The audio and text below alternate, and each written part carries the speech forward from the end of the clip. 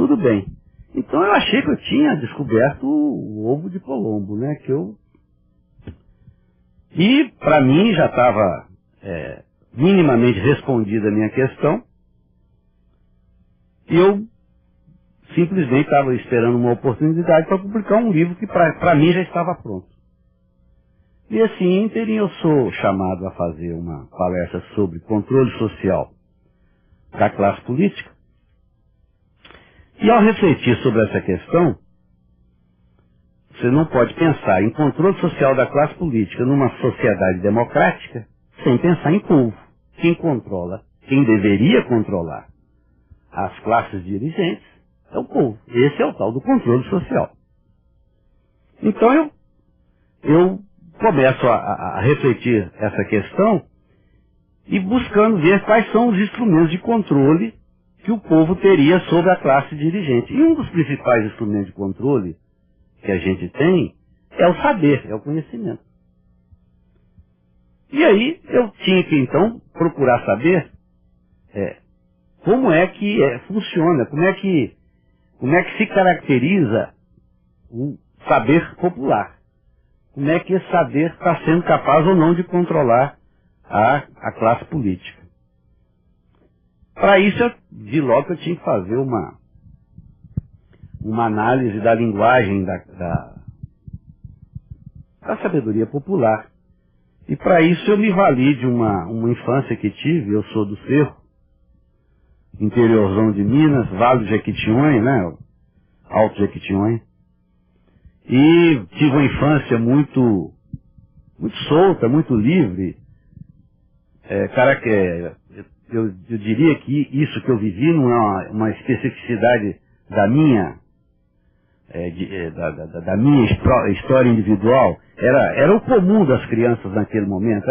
Era uma infância praticamente livre. Você vivia em contato com a natureza. Sapato, por exemplo, era alguma coisa de luxo. A gente vivia de pé no chão. O sapato era para ir à missa e a festas, né? Talvez alguns iam à escola com sapato, mas nem todos. Mas isso não era, como eu disse, não era específico da minha história. Eu diria que algo que me ajudou muito nessa análise da linguagem popular é que meu pai tinha uma venda lá no Cerro.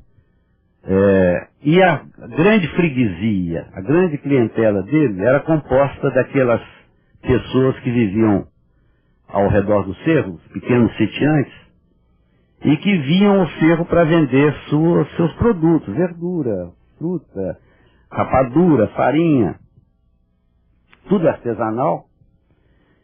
E com isso eu adquiri uma proximidade muito grande com esse pessoal.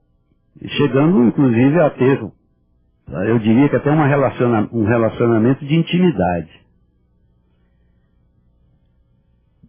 Então eu tinha, afinal de contas, eu tinha nas mãos, né, um material altamente qualificado e significativo da sabedoria popular, porque para mim esse pessoal era a nata dessa sabedoria popular daquele momento. Então eu começo a analisar a linguagem, os hábitos, os valores, tudo que eu podia me lembrar eu começo a analisar e chego à conclusão do que é isso que eu tinha descoberto, que eu falei no segundo momento do livro, e que eu achava que era o ovo de Colombo. Eu não tinha descoberto nada. Esse povo lá já sabia de tudo. Tudo o que eu tinha, todas as conclusões a que eu tinha chegado estavam implícitas na linguagem desse povo. O que me trouxe duas felicidades. Primeiro é que eu sempre defendi que a criação é algo coletivo. O que o indivíduo faz é nada mais, nada menos do que expressar a produção que já foi engendrada pelo coletivo.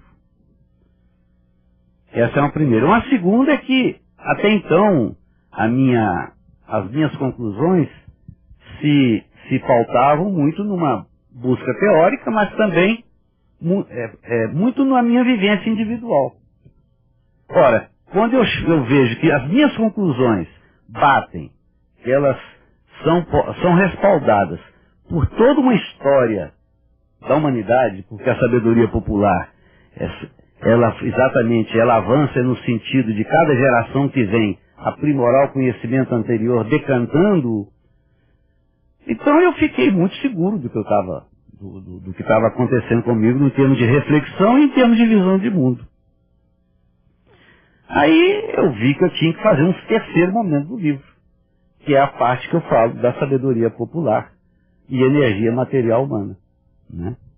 Mas agora eu vou responder a sua pergunta, porque que é a questão do saber e do alívio. Do prazer e do alívio. Do prazer e do alívio, desculpe. Por isso é que tem, eu falei, a questão da energia material humana, porque o que é o prazer? O prazer não é nada mais, nada menos do que a fruição do processo que você está vivenciando, né? Mas isso você só é capaz de fruir quando está fluindo a energia material humana positiva. Porque se for negativa, você quer só logo se livrar dela. E isso é que é o alívio. Tá? Então o alívio ele está na dimensão da energia material humana negativa. É um mal-estar, é um incômodo do qual você quer se livrar, porque é isso que ela produz. Ela não tem harmonia com a nossa natureza. Então ela produz um mal-estar, um incômodo, você quer se livrar dele e isso é alívio. Prazer não, pelo contrário. O prazer, ele só acontece em situação de bem-estar. Para que haja prazer, é preciso que você esteja em paz, é preciso que você esteja vivenciando um bem-estar. Claro que o alívio gera esse bem-estar, mas é um bem-estar momentâneo, e que não te traz satisfação. Ele apenas alivia. E eu vou pegar um gancho na sua pergunta, para fazer também um gancho entre a sabedoria popular e a energia material humana, que eu terminei não fazendo isso. E que tem a ver com alívio e com prazer. O aguado. São dois termos que a sabedoria popular usa sistematicamente e que eu acho que são emblemáticos. Eles sintetizam muito essa visão que a sabedoria popular tinha da energia material humana negativa e do seu papel maléfico na vida dos indivíduos e da coletividade. O que é o aguado na sabedoria popular? Aí entra um traço, que eu diria que é o principal traço da sabedoria popular, que é o respeito à natureza. Um respeito à natureza que não se restringe à natureza que nos rodeia, muito antes pelo contrário. O homem da sabedoria popular, antes de tudo, ele se sabia a natureza. E em se sabendo a natureza, ele buscava se respeitar enquanto tal. E, portanto, o respeito à natureza ambiente era muito mais uma consequência. Na medida em que eu sou natureza e que eu me respeito, consequentemente, eu vou respeitar a natureza que me cerca. E muito mais ainda na relação interpessoal. Então as crianças, os filhos lá, as crianças da sabedoria popular, elas eram respeitadas na sua natureza. E como é que a natureza se expressa em nós, seres humanos? É através do desejo, né? Nós temos dois instintos básicos, que é a preservação da espécie e a sobrevivência. Esses instintos se expressam em nós através do desejo. Então a criança da sabedoria popular tinha o seu desejo respeitado. Era uma questão sagrada dos adultos respeitarem o desejo da criança.